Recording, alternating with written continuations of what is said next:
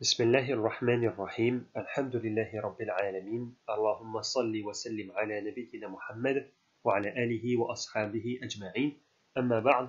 Nous poursuivons cette série de cours liés à Ramadan et à la vie du prophète sallallahu alayhi wa sallam.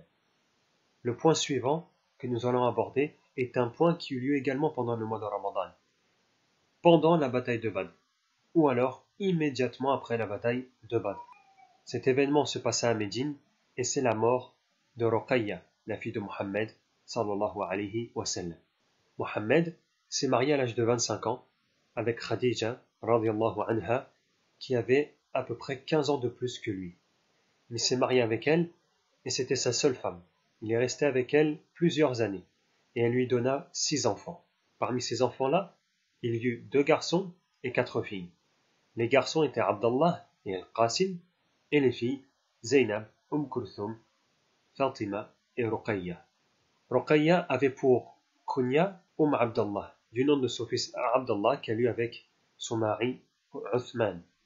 La plus grande des filles du prophète sallallahu alayhi wa sallam était Zaynab, puis plusieurs avis viennent donner l'ordre de grandeur entre les filles suivantes. Certains dirent que c'est Ruqayya, ensuite Fatima et ensuite Kulthum, et Allah est plus savant. Ruqayya se maria dans un premier temps avec Utba ibn Abi Lahab. Mais lorsque le messager d'Allah sallallahu alayhi wa sallam reçut le message divin concernant Abu Lahab, donc lorsqu'il reçut la sourate Al-Masad, Abu Lahab ordonna à son fils de la divorcer, ce qu'il fit immédiatement sans avoir consommé le mariage.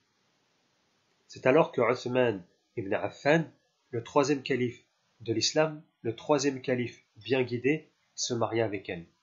Elle tomba enceinte, mais fit une fausse couche. Puis le couple émigra dans un premier temps en Abyssinie, chez le Négus.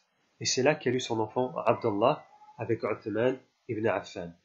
Malheureusement, cet enfant-là ne vécut que 6 années. Il est dit qu'il fut frappé à l'œil par un coq, ce qui causa sa mort. Ruqayya n'eut aucun autre enfant par la suite.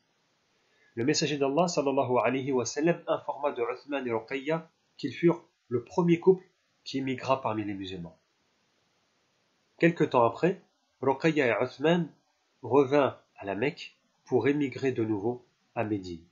Le prophète sallallahu alayhi wa sallam, lorsqu'il partit à la bataille de Badr, il demanda et ordonna à Uthman ibn Affan de rester avec sa fille Ruqayya qui était tombée malade.